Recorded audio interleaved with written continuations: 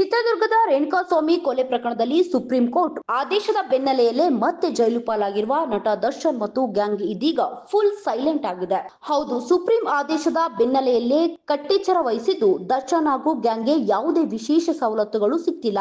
ಕಳೆದ ಬಾರಿ ಪರಪ್ಪನ ಅಗ್ರಹಾರ ಜೈಲಿಗೆ ಹೋಗಿದ್ದ ವೇಳೆ ನಟ ದರ್ಶನ್ ನಟೋರಿಯಸ್ ವಿಚಾರಣಾಧಿಕಾರಿ ದಿನ ಕೈದಿಗಳ ಜೊತೆ ಬಿಂದಾಸ್ ಆಗಿ ಕಾಲ ಕಳೆಯುತ್ತಿದ್ರು. ಅವರ ಫೋಟೋ ಕೂಡ ವೈರಲ್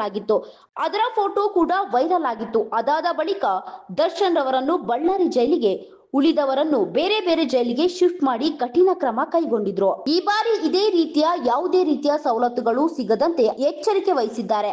ದರ್ಶನ್ ಇರುವ ಸೆಲ್ ಮುಂದೆ ಕಾರಿಡಾರ್ ಇದ್ದು ಅಲ್ಲಿ ವಾಕ್ ಮಾಡೋಕೆ ಅವಕಾಶವಿದ್ರು ಕೂಡ ದರ್ಶನ್ ಮಾತ್ರ ಸೆಲ್ನಲ್ಲಿಯೇ ವಾಕ್ ಮಾಡುತ್ತಿದ್ದಾರೆ. ಸಿಬ್ಬಂದಿ ನೀಡಿರುವ ತೆಳುವಾದ ಬೆಡ್ ಮೇಲೆ ನಿದ್ದೆ ಮಾಡುತ್ತಿದ್ದಾರೆ. ಅಸಹಚಾರದೊಂದಿಗೆ ಮಾತನಾಡದೆ ದಿನಪತ್ರಿಕೆ ಓದುತ್ತಾ ಕಾಲ ಕಳೆಯುತ್ತಿದ್ದಾರೆ ಎಂದು ಜೈಲು ಮೂಲಕ ತಿಳಿದು ಬಂದಿದೆ. ಇನ್ನಷ್ಟು ಹೆಚ್ಚಿನ ಮಾಹಿತಿಗಾಗಿ ಫಾಲೋ ಮಾಡಿ ಬ್ರಿಗೇಡ್ ನ್ಯೂಸ್ ಕನ್ನಡ.